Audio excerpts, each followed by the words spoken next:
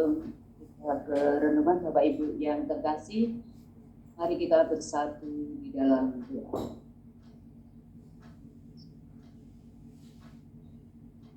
Bapa yang bertahta di kerajaan surga, kembali kami menghadap-Mu dan mengucap syukur atas hari yang baru, serta atas nafas kehidupan yang boleh kami terima di pagi hari ini. Saat ini kami hendak mendengarkan kebenaran firman-Mu. Berilah pengetahuan dan bimbing kami, agar apa yang Engkau firmankan kepada kami, boleh kami sampaikan seturut dengan kehendak-Mu. Penuhi kami dengan Roh-Mu yang kudus, dan bukalah hati dan pikiran kami, untuk dapat mendengar dan menerima kebenaran firman-Mu. Berfirmanlah Tuhan, kami siap menerima firman-Mu. Dalam nama Tuhan kami Yesus Kristus, kami berdoa dan mengucap syukur. Amin.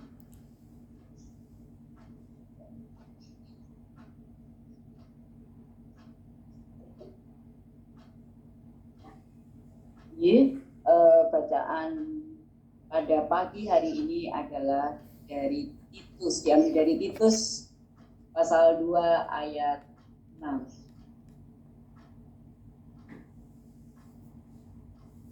Beginilah firman Tuhan, demikian juga orang-orang muda, nasihatilah mereka supaya mereka menguasai diri dalam segala hal. Demikian firman Tuhan. Dan tema pada pagi hari ini adalah penguasaan diri. Eyang Putri dan Eyang Kakung, ayat ini sebenarnya ditujukan kepada anak-anak muda, namun karena Adi Yuswo berjiwa muda, maka saya mengambil ayat ini. Dan penguasaan diri tidak terbatas pada yang muda, tetapi yang tua pun turut dalam ambil bagian untuk penguasaan diri, sehingga kita dapat hidup seturut dengan kehendaknya. Mohon izin, pernahkah Bapak Ibu marah?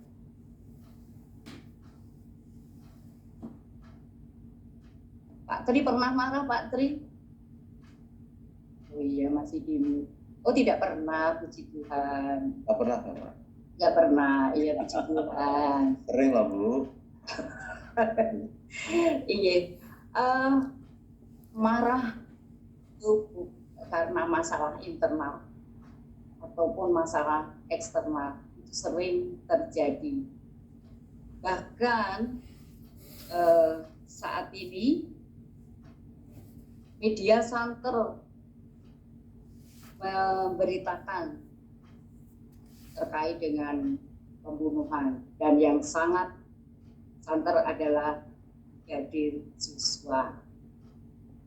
Tapi berdasarkan data, saya coba lihat ya, dari data box, bahwa di Indonesia itu tren pembunuhan rata-rata setahun itu hampir 1.000 kasus yang tercatat. Artinya ini banyak sekali ya. Itu yang tercatat, bagaimana yang tidak tercatat ya. Apa penyebabnya? Salah satunya adalah penguasaan.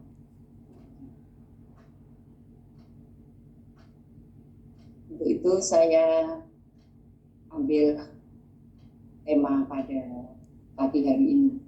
Walaupun saya tahu sangat sulit saya menghadapi bapak-bapak, ibu, Adi Yuswo, Eyang Putri, Eyang Kakung, ya saya bisa apa? Tetapi karena ini tugas, maka saya, Pak Kris itu yang sering, Bu Eli hampir setiap saat diingatkan. Ya, tapi saya mencoba semampu kami menyampaikan renungan pada pagi hari ini. Bagi kita orang Kristen, penguasaan diri adalah salah satu aspek daripada buah roh yang ada di Galatia 5 ayat 22 sampai 23. Dan penguasaan diri itu diletakkan paling akhir, ya, adanya kasih, sukacita, damai sejahtera dan seterusnya, paling akhir adalah penguasaan ini. Menurut saya kenapa ini terakhir ya gitu, karena ternyata sulit untuk dilakukan, makanya ditaruhnya paling akhir. Jadi itu menurut saya ya, menurut Bapak Ibu sekalian. Tapi saat itu Rasul Paulus mengingatkan kepada Titus sebagai anak rohaninya terkait dengan penguasaan diri, karena Titus masih muda ya, bagaimana dia mengabarkan Injil ya, terutama ditujukan kepada orang-orang muda yang seringkali emosi atau darah mudanya mudah naik ketika menghadapi masalah yang tidak menyenangkan atau tidak hadinya. Ya, bahaya dari tidak dapat menguasai diri itu antara lain adalah kalah terhadap godaan, mengambil keputusan yang salah, bahkan akibatnya adalah kehancuran. Dan penguasaan diri atau pengendalian diri berarti menahan diri untuk tidak melakukan suatu keinginan, baik keinginan mata ya, atau serakah, kemudian keinginan daging, hawa nafsu, atau keangkuhan diri. Ini Rasul Yohanes mengklasifikasikan dalam 3 hal ini, yaitu keinginan mata, keinginan daging, dan keangkuhan diri.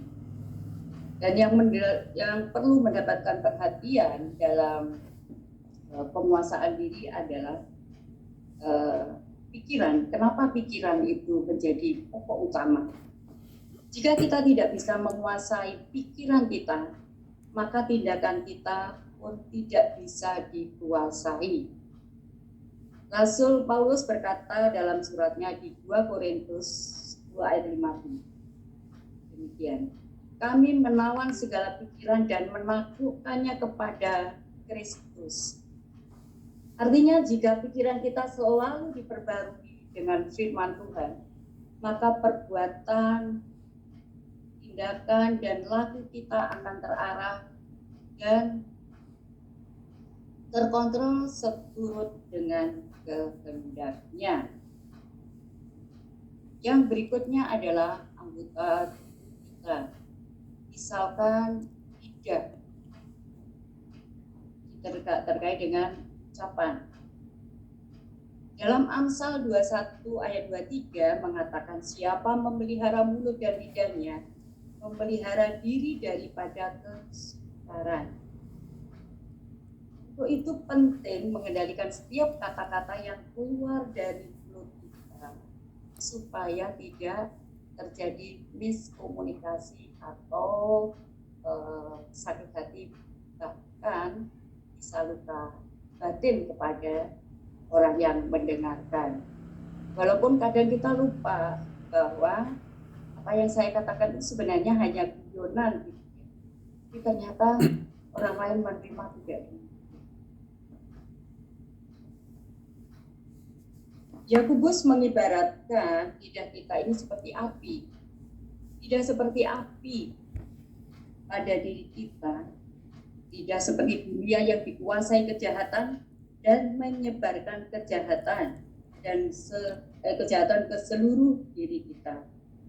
Lidah menghanguskan seluruh hidup kita dengan api yang berasal dari neraka.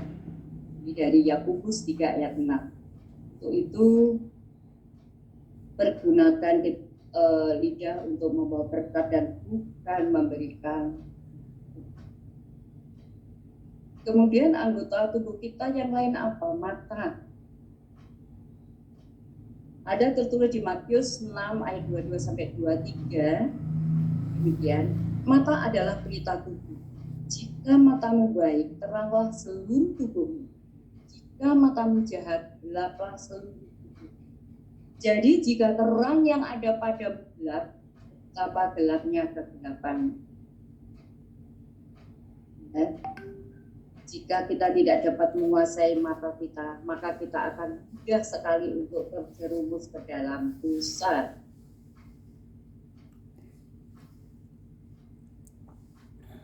Dan ini pun tercatat di dalam Alkitab. Misalkan Raja Daud melihat kemolekan daripada istri panglimanya, kemudian mempersuntingnya, akhirnya ya Tuhan murka. Dan masih banyak lain, misalkan tangan kita ya, yang tidak terkendali bisa menyebabkan bisa. Ya. Di samping itu, Simpson tercatat sebagai seorang yang takut Tuhan, berkati sehingga dimampukan untuk mengalahkan ribuan tentara Filistin dan menguasai kotanya. Namun Simpson tidak menguasai diri dan tidak berdaya terhadap Delilah.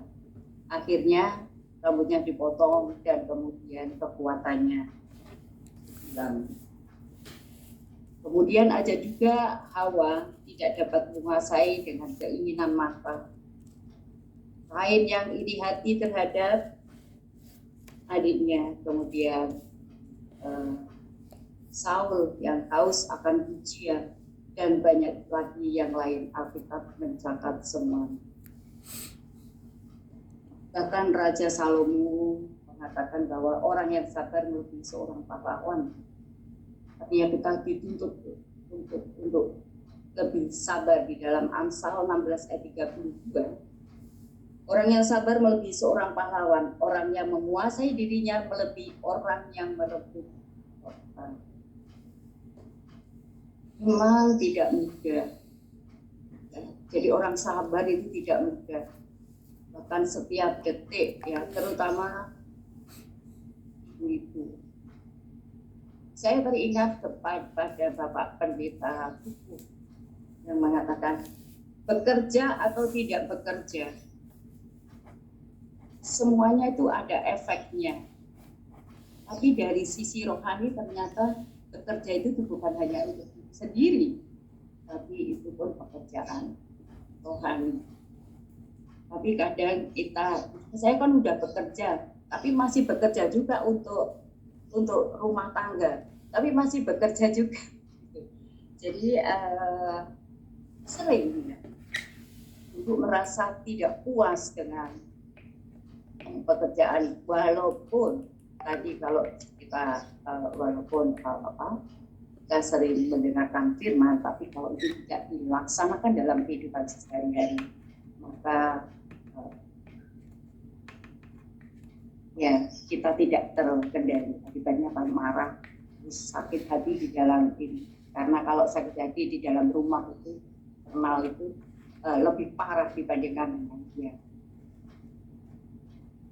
Untuk dapat menguasai, memiliki penguasaan, maka perlu membangun kedekatan dengan Tuhan. Makanya dekat dengan Tuhan, kita mampu menyampaikan. Kalau kita mempunyai sahabat karib, apa yang ada di dalam diri kita, kesesakan dan dapat diungkapkan kepada saudara. Kita menganggap Tuhan adalah saudara karib kita, sahabat karib kita, sehingga apa yang menjadi permasalahan dapat disampaikan pada Tuhan. Ya, karena kedekatan dengan Tuhan akan membawa hidup kita dikuasai dan dipimpin oleh Tuhan. Sehingga di dalam kuasa Tuhan kita dapat menguasai. Amin. Saat ini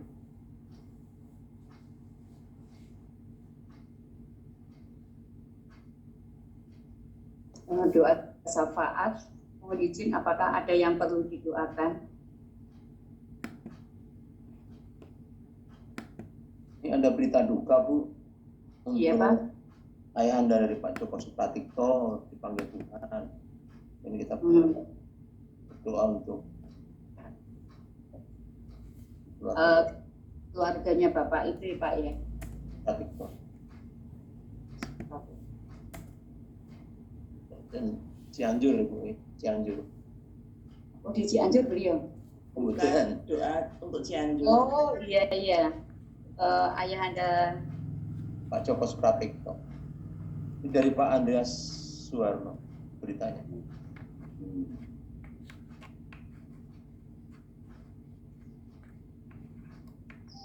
Dan gempa di Cianjur ya Pak? Ya. Eko Sukoco Bu katanya. Kemarin juga udah sampai belum ya? Sampun, Bapak Pendeta Lukas ya? Iya. Oke. Itu ya Pak ya.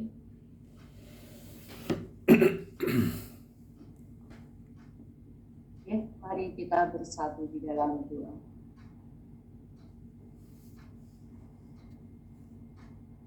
Tuhan yang Maha Kasih, kiranya kasih karunia-Mu menolong setiap kami untuk terus hidup dalam kebenaran dan kekudusan, serta dimampukan untuk mengendalikan diri, sehingga kami dapat hidup penuh dengan damai dan sukacita. Berikan kami hikmat dalam mengambil keputusan, sehingga berkenan di hadirat-Mu, dan sertai dan berkati pekerjaan kami, sehingga membuahkan hasil.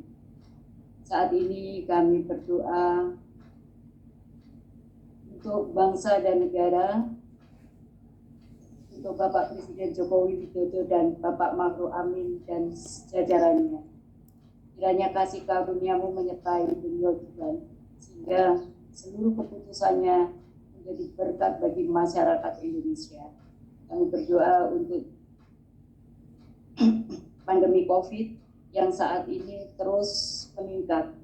Kiranya Engkau turut campur tangan dalam mengatasi COVID ini Tuhan, sehingga hari lepas hari paparan COVID semakin menurun dan lepas dari bangsa Indonesia secara khusus.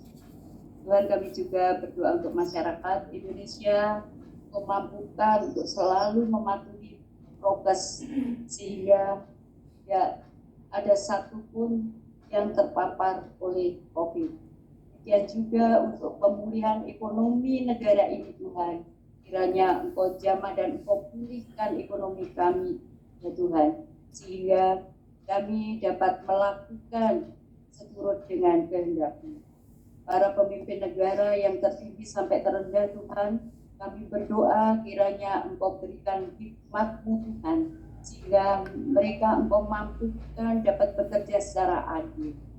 Tuhan, kami juga berdoa untuk Bapak Pendeta Kuku yang saat ini sedang melaksanakan studi. Kiranya Engkau berkati Tuhan, Engkau berikan kesehatan, sehingga Engkau mampukan dapat menyelesaikan studinya tepat waktu. Demikian juga untuk keluarganya Tuhan, kiranya Engkau berikan kesehatan dan Engkau berikan berkat-Mu Tuhan, sehingga keluarganya dapat hidup layak dan seturut dengan kehendak-Mu. Kami juga berdoa untuk Bapak Octavianus Heri yang memberikan pelayanan di GKJ Bambu Kuning. Berikanlah kesehatan dan berikanlah kekuatan, sehingga mampu membina jemaat GKJ Bambu Kuning selama Bapak Pendeta Kuku dalam studinya. Kami juga berdoa untuk keluarga Bapak Heri Tuhan yang ada di NTT Tuhan, kiranya Engkau berkati Tuhan, sehingga semuanya dalam keadaan sehat walafiat. Kami berdoa juga untuk para majelis, pekerja gereja, komisi, komunitas, dan badan-badan di GKJ Bambu Kuning. Berkatilah Tuhan, sehingga Engkau mampukan untuk dapat melaksanakan program dan kegiatan selaras dengan rencana yang telah dibuat. Kami juga berdoa Tuhan untuk anak-anak yang sedang melaksanakan studi dari SD, SMP, SMA, bahkan perguruan tinggi. Engkau berikan kemudahan dalam mengerjakan tugas dan pekerjaannya, sehingga anak-anak kami dapat menyelesaikan studinya tepat waktu. Kami juga berdoa untuk para muda yang mencari pekerjaan, yang mendambakan pasangan hidup. Kiranya Engkau selalu mendampingi dan Engkau selalu memberikan tangan-Mu yang penuh kasih, sehingga mereka mendapatkan pekerjaan dan mendapatkan pasangan selaras dengan yang Kau kehendaki. Kami juga berdoa untuk jemaat yang merindukan momongan Tuhan, kiranya Kau berkati buah kandungan Tuhan, sehingga mereka dapat mendapatkan penerus dalam keluarganya, dan Engkau bimbing hari lepas hari. Tuhan, kami juga berdoa untuk yang sedang hamil, kiranya janin yang dikandungnya Engkau beri kesehatan hingga masa kelahiran. Kami juga berdoa Tuhan untuk saudara-saudara kami yang saat ini sakit. Kiranya Engkau jamah dan Bapak Hartono, Eni Suripto, Mbak Jati Utami, Bu Mami Sumarni, Bu Jumini Yati Suwito, Mas Sunu, Ibu Gideon,